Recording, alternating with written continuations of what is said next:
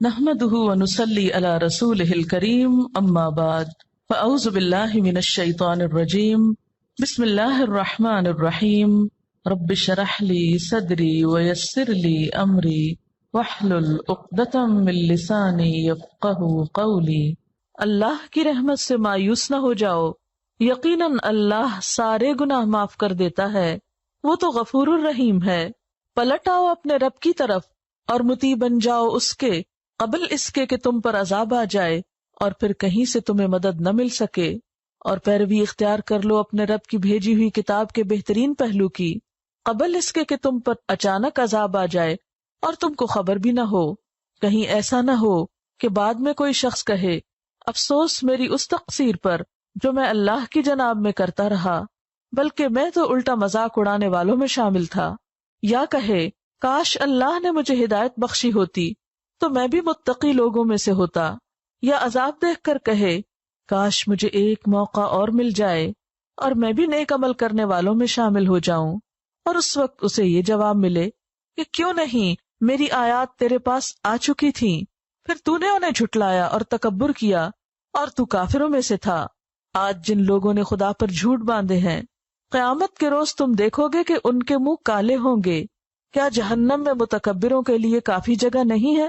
اس کے برعکس جن لوگوں نے یہاں تقویٰ کیا ہے، ان کے اسباب کامیابی کی وجہ سے اللہ ان کو نجات دے گا، ان کو نہ کوئی تکلیف پہنچے گی اور نہ وہ غمگین ہوں گے۔ قل یا عبادی الذین اسرفوا علی انفسہم، کہہ دیجئے اے میرے بندو وہ جو اسرفوا زیادتی کر چکے، علی انفسہم اپنے نفسوں پر، اپنی جانوں پر، جنہوں نے خود پہ ظلم کر لیا۔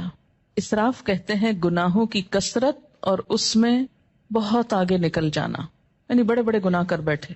ان سے بھی کیا کہا جا رہا ہے؟ لا تقنطوا من رحمت اللہ، اللہ کی رحمت سے مایوس نہ ہو۔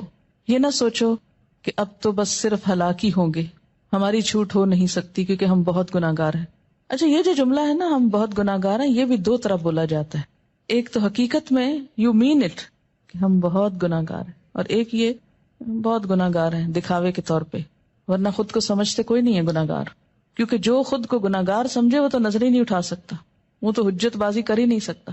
لا تقنطوا من رحمت اللہ، نہ تم مایوس ہو اللہ کی رحمت سے۔ ان اللہ یغفر الذنوب جمیعا، بے شک اللہ معاف کر دے گا گناہوں کو سارے کے سارے۔ اس آیت میں یہ ہے نا کہ اللہ معاف کر نہیں سکتا، فرمایا نہیں کر سکتا ہے، کر دے گا، کرے گا۔ کیوں؟ انہ هو الغفور الرحیم، کیونکہ وہ غفور الرحیم ہے۔ یہاں ہر شخص کو مایوسی سے نکالا جا رہا ہے، کتنا بھی بڑا کوئی گزشتہ زندگی میں گناہ یا جرم کیوں نہ ہو۔